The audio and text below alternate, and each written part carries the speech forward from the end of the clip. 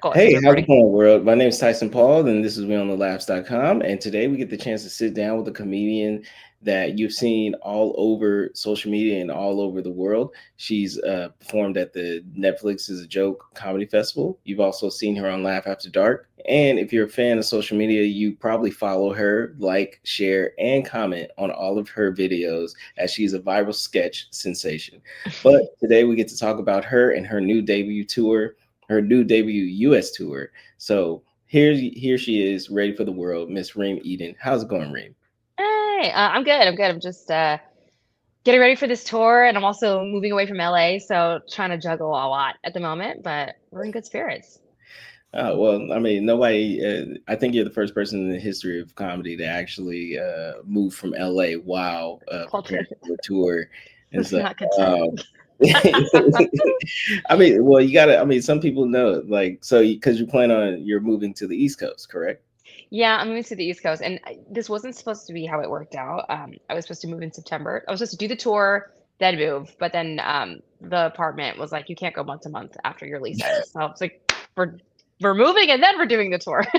Yeah, you're also probably one of the first people to move out of the apartment because you didn't want to do month to month because they'll be like, oh well, I mean you're famous, so Yeah. this doesn't this doesn't really concern you. We just want to have somebody else move in. But I want to start off by asking you because you call it's a very unique name for the tour that you have. It's called the Diversity Fire. But if people see the logo for the tour, you'll see that it says Diversity Hire, but it's scratched out and has fire at the bottom. What was the idea behind that? Okay, so this has been something I've been thinking about for a while.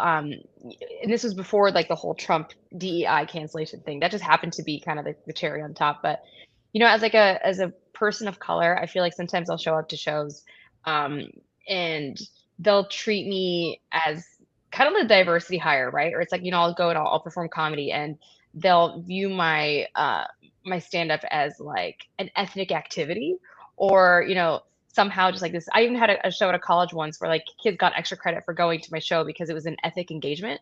And I was like, what does that mean? Because they sometimes treat me like I'm going to go up there and talk about like our cultures and our norms, and like it's not. I'm just talking about my life, and I happen to be Arab American, so that tends to be what colors in my stories. But I just thought it was really funny, like at these shows, I would like sometimes on stage figure out, I'm like, wait, am I the diversity hire here? Which I thought was so hilarious and ironic because like, that diversity hire has this connotation of like spreading the good word. And I absolutely am not a good representation of anything. So I was like, I can't wait to be the diversity fire at this show once you guys actually listen to what I'm going to say. So that's kind of how it came about. And then, like I said, with the whole DEI thing, I was like, well, this is kind of funny now. So that's how the tour was born. Oh, all right, perfect, perfect. Because I've seen your show a few times, and you're nowhere close to the normal Middle Eastern comedian.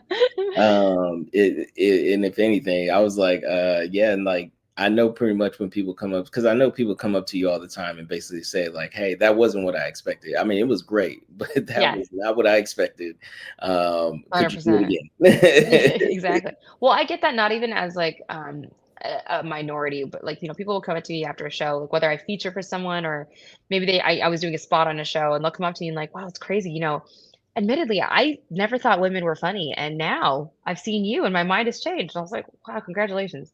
Um, so it's sometimes I'll get that comment, or sometimes I'll get people, from performing in a random place, and I talk about being Arab or Muslim, and they're like, "Whoa, I didn't know that you were allowed to leave the home and speak so freely." I was like, "What?" So we're Yeah, out here. yeah, no, people's kind of concept of Muslims like is so like 1950s. And Yeah. it's like it's 2025, man. Like they go out, like I don't know if you've seen reality shows of them, but they do Oh the same yeah. thing as everybody else and stuff. So that's kind of crazy, but very interesting. And then on top of that, with you being a female comic, like I always think it's funny when people say like, "Oh, I don't think like female comics are funny or anything like that," and I just wonder how because I mean they're the same as a male comic. They just are female, and Yeah. basically they have more to talk about, and usually they are a bit more funnier than everybody else because they have so many different variety of things to talk about. Like Sure. during your show, you'll have so much to talk about during the tour.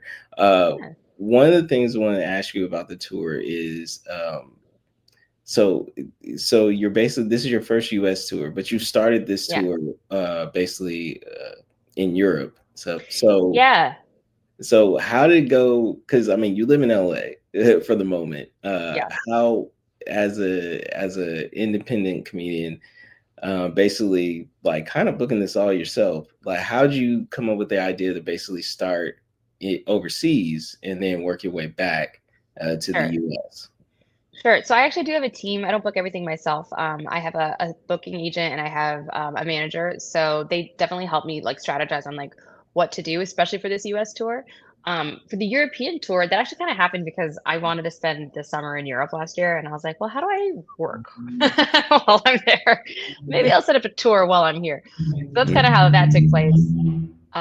And then, yeah, so when it came to setting up like the US part of this tour, which is like my first concise US tour, I've like headlined, a show in New York last year. I headlined Houston last year. Like I've had, headlining shows here and there, but this is the first time I like slapped the Diversity Fire name on it and have like, like the 6 city date.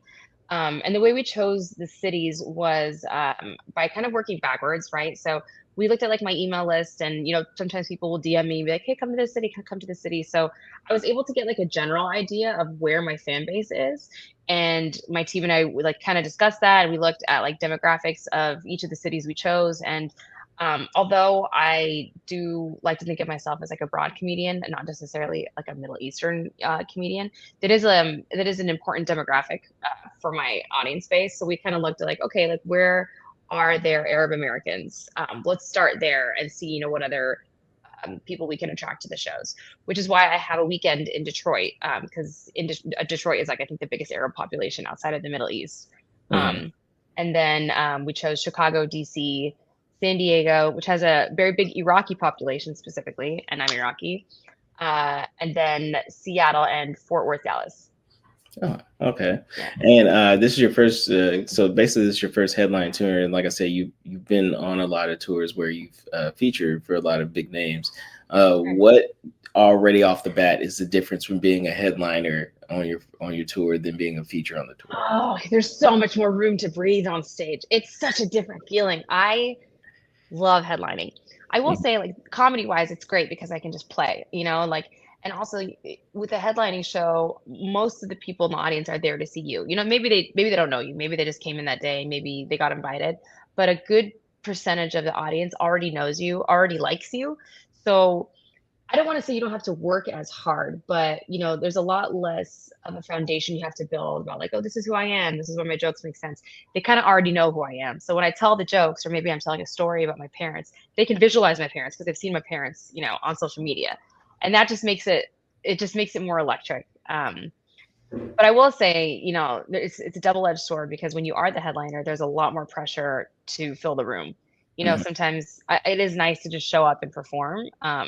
But as a headliner, I'm just like you get freaked out until the last second. I'm just like doing logistics. I'm figuring out like what I'm going to say. I'm making sure my openers are good. Like I just feel it's a lot more stress because it does feel like it's more tied to your name and your brand versus just like, well, who cares how everybody else does in the show? I'm going to be great. So I mean, yeah. has there been anything that you've learned from watching other headliners that you brought into this tour? Oh, absolutely. Yeah, I've learned so much. It's funny because I started doing the college circuit like my second or third year in comedy, which means I would do an hour and essentially headline a college campus. So I thought I got it from the get-go. I was like, oh, I can headline. I can talk for 45 minutes to an hour. But, as I've like progressed in my career, I've realized that there's so much more to learn about this art form. It's not just can you speak for an hour? It's how can you control an audience? How can you like play with the dynamics? How can you look at the lineup and make it a cohesive show as opposed to just a spot or a joke. Like you want to make it an experience. So that's something I've picked up along the way is like honoring your fans, making them feel like they're part of something, and making it the show a true experience as opposed to just pay to see me do my work. Mhm. That's been cool. I've also learned a lot about like crowd work and the relationship between like the feature and the headliner, and just how to balance things out to make it a fun, good show. Yeah, and one of the ways that you've gained a lot of popularity over the past couple of years is through social media and Yes. your characters. Can we expect a lot of your characters to be on stage with you during this? What do you mean by characters? Me in a wig or my parents? Uh, Either or. I don't normally do characters on stage. I'll take that back.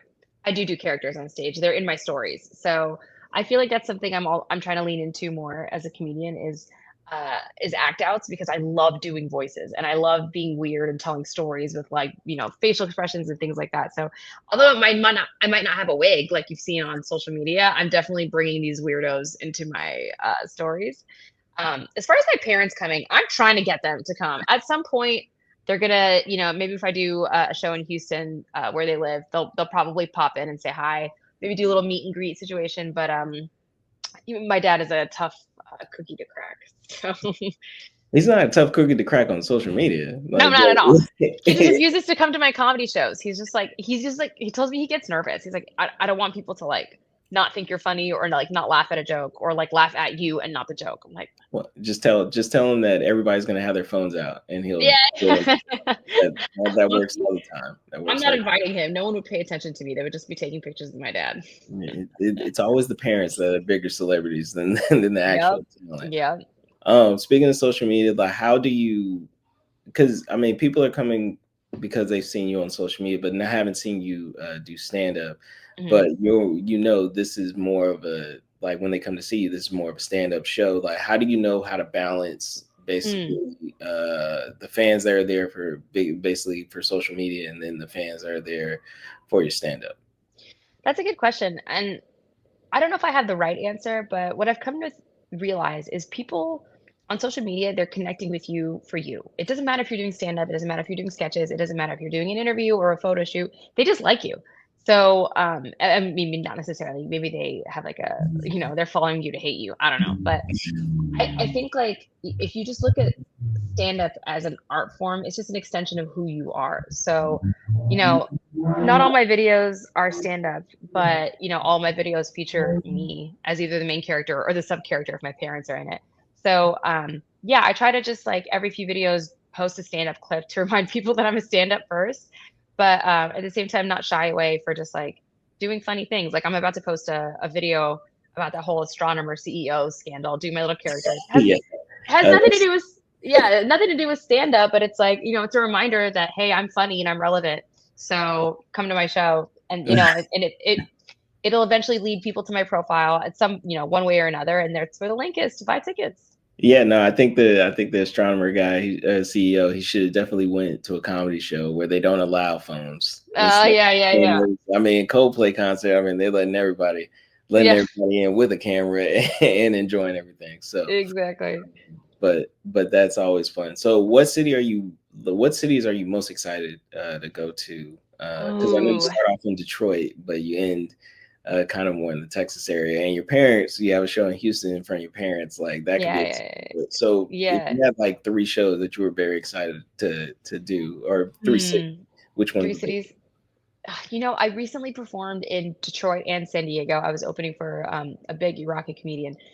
And I had so much fun there that I was like, "Oh, I can't wait to come back and do my own show." So I feel like I'm really excited for Detroit. It's also my first weekender. I was a headlining comic. I've never done like a Friday and a Saturday night back to back. Mhm. So I feel like that'll be a big first for me. So very excited for Detroit.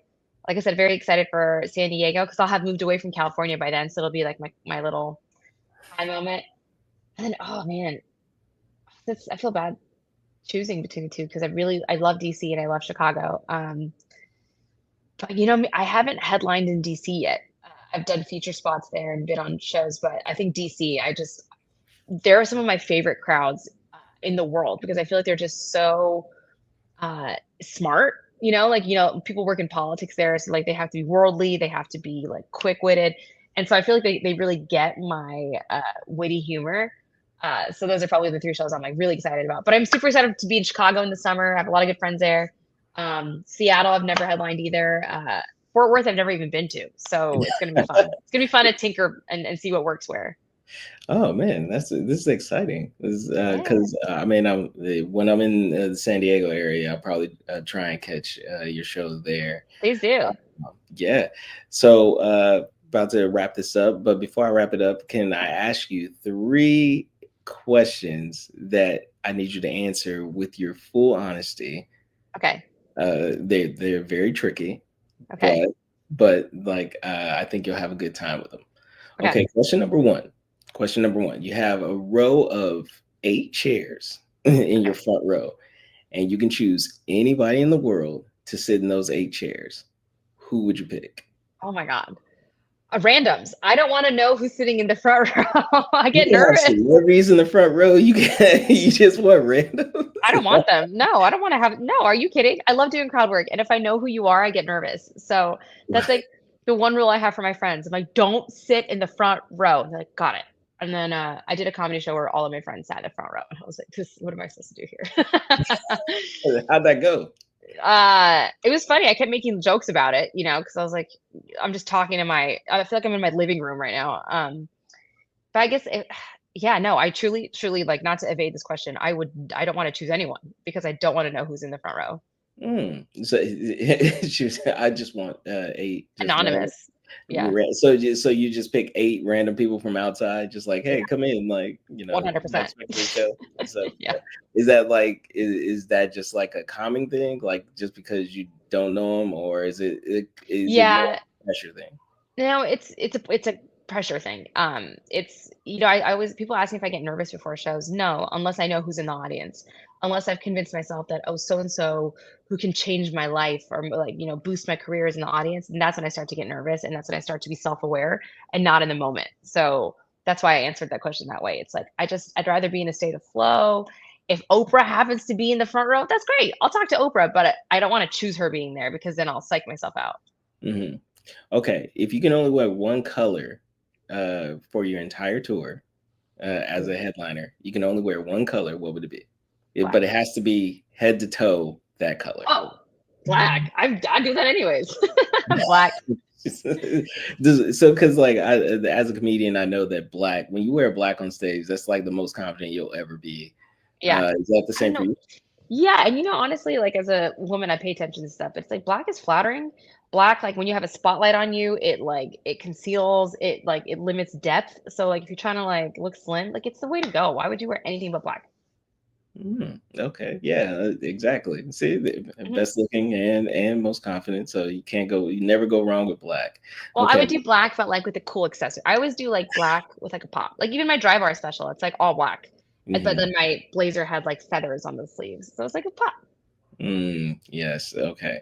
And then I guess my last question is, if you could name one comedian, or if you could name one of your favorite comedians and one of your favorite foods as they sell that during your show, because every show has a food and a drink minimum. But if you Yeah. could do your favorite comedian and your favorite food for your show, what would it be? My favorite comedian right now. Yes. Right now, it changes all the time, but right now it's Shane Gillis. Shane Um, Gillis. Okay. yeah, right now. I used to answer Chappelle, but right now it's Shane Gillis. I'm just obsessed with him. Okay. And then one food for my show. Oh, frozen yogurt. Does that count? So it'd be a Shane Gillis frozen yogurt Yeah, meal. yeah.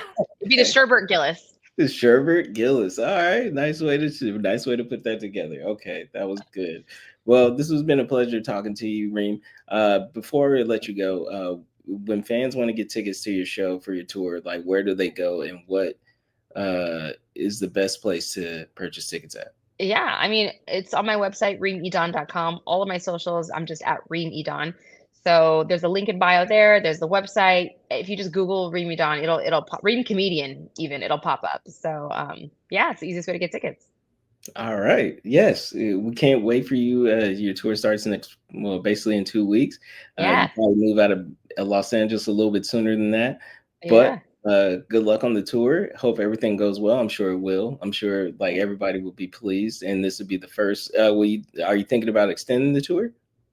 This is just the first run, but the tour will be extended at some point. We're just testing out these 6 cities to see if I can put my money where my mouth is. I'm sure you will. All right. It's been a pleasure talking to you. Always remember to laugh at life because it's actually pretty funny. See you guys later. This is Tyson Paul from Laughs.com. Thank you. I'm done recording. Yay.